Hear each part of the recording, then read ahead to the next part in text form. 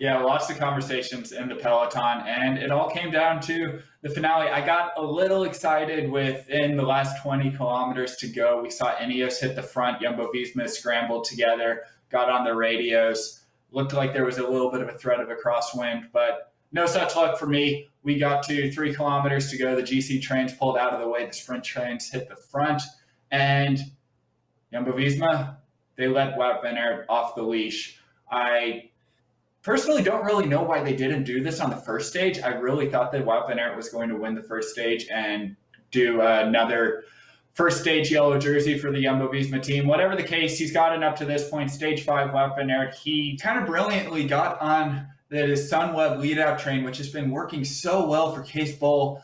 Sunweb they've stepped up their sprint train game in 2020, and it's been almost working out for them. Case Bowl close but no cigar again. Wout van Aert was locked on his wheel, took the outside line, took the slower line, and just powered around him for the victory. Looked, pretty easy from the Belgian, and this is what we've been seeing from Wout van Aert time and time again since the season restarted. He came out, was amazing at Strade Bianche, won that, won Milano San Remo, won the opening stage of the Criterium du Dauphiné. He is undefeated every time his team gives him the chance to win, and today he got it. Whether or not we're going to see Wout van Aert taking any more victories during the Tour de France remains to be seen, because he is going to be pretty strictly on domestique duty for his GC captains, and what we saw him do in the mountains already in this first week of the Tour de France,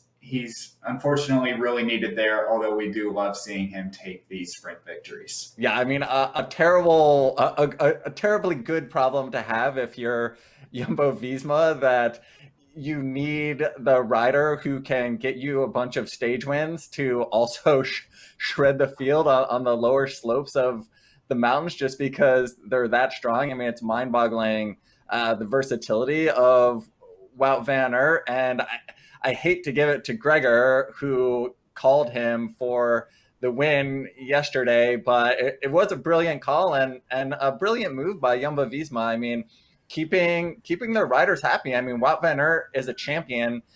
It's great to see him having an opportunity to win bike races.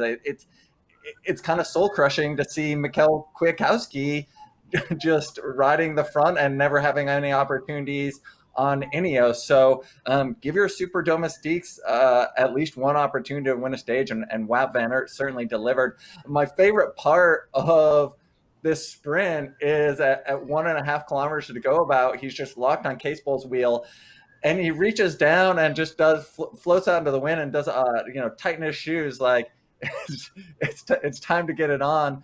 But the Sunweb lead out train, we haven't seen something this dominant in really years. Deceuninck Quickstep is the team that is known for having these dominant lead out trains, but at the Tour de France, all these teams are so strong. We see these lead out trains swap leads all the time. It's, the other day, I think we saw like 4 different lead out train changes in the final kilometer. What Sunweb did today was truly astonishing, and I think it had a lot to do with the difficulty of this finishing sprint, a real drag uphill, and we saw some of the best riders in the world just really going backwards, giving Sam Bennett a hard time for sprinting on his hoods, but Caleb Ewan was on his hoods coming into the finale of this race as well. It just shows that this was quite a gradient, and it also showed that Sunweb, they may not be the out-and-out fastest team, but they're certainly the strongest, and I think we will see a win. Hopefully we'll see a win from Case Bowls before Sunweb, or before the Tour de France ends here. Yeah, Sunweb they've really revamped their entire program. It's cool to see, from Paris-Nice, where we had Soren Kragh Andersen and Tish Benoot just riding amazingly, to now the Tour, where we're seeing this sprint train. It's cool. They've kind of redesigned their kits. They have the Cervelo logos on their shoulders. It's reminding me of the old Cervelo test team. It's a totally new look for them, and I am liking it. Let's Michael, I do have to give you grief about something. I need to give you grief about something, because before the Tour, you were going on and on and on about what a poor decision it was for Sunweb to leave Michael Matthews at home. Michael Matthews now actually leaving Sunweb. He's going back to Mitchelton Scott. As he should. A little bit They of might Mike have gotten Woods a stage win EF by now drama if they there, took Michael perhaps. Matthews. As You're still he should upset? be leaving. I'm still upset. They'd have gotten a stage win by now. Case Bowl is great. What if they had Case Bowl and Michael Matthews? Unbeatable. All right.